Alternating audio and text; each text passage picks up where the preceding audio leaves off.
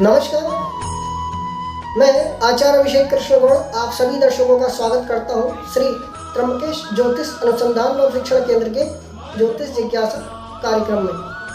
मित्रों, आज हम बात करेंगे माँ लक्ष्मी की प्रतिमा और गणेश जी की प्रतिमा के बारे में। हम सभी दीपावली या अनेकानेक पर्व पे माँ लक्ष्मी गणेश की प्रतिमा लेकर के आते हैं और उन्हें अपने घर में विराजमान करते हैं। तो सर्वप्रथम हम बात करते हैं गणेश जी की प्रतिमा के बारे में। कौन सी प्रतिमा विशेषकर लाभदायक रहेगी आपके लिए?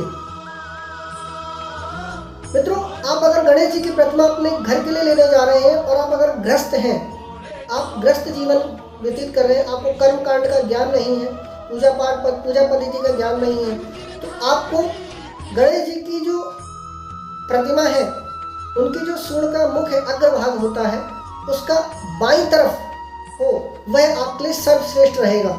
क्योंकि बाईं तरफ जो अग्रभाग सूंड का जो रहता है, उससे कोई भी हानि नहीं पहुंचती है, या उस पद्धति में अगर आप पूजा निमित्त नहीं कर पाते हैं या नित्य प्रति आप पूजा नहीं कर पाते हैं तो उससे कोई समस्या नहीं होती है।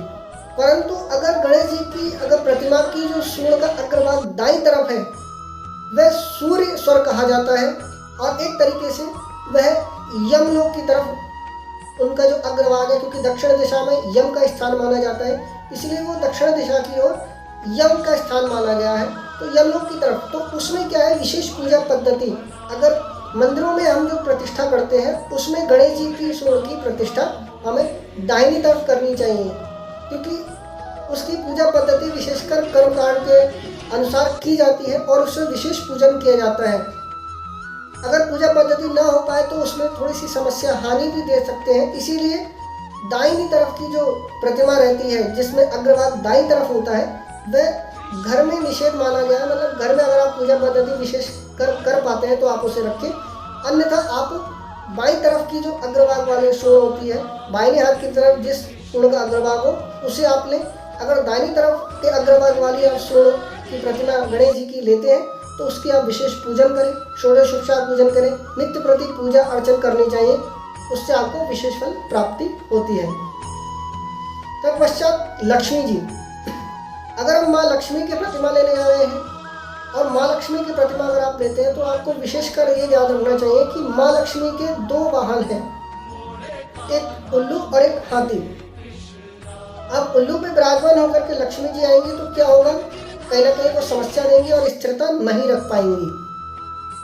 वह कहीं ना कहीं हमारा शास्त्र कहता है ना, चला लक्ष्मी चला प्राणा, चला जीवत यौवना, चला चले च संसार, धर्म एको ही निश्चला। धर्म के अलावा सभी चीजें चलायमान है। इसीलिए आपको अगर लक्ष्मी जी की प्रतिमा लेनी है तो आप या तो कमल पे विराजमान होकर के लक्ष्मी जी की प्रतिमा की पूजा करें, या अगर हो सके तो हाथी पे विराजमान अगर लक्ष्मी जी की प्रतिमा आपको मिल जाती है तो आप हाथी पे विराजमान लक्ष्मी जी की प्रतिमा अवश्य लें, आप उसका पूजन करें, आपको विशेष फल प्राप्त होगा और आपके घर में हमेशा स्थिर लक्ष्मी बनी रहेगी।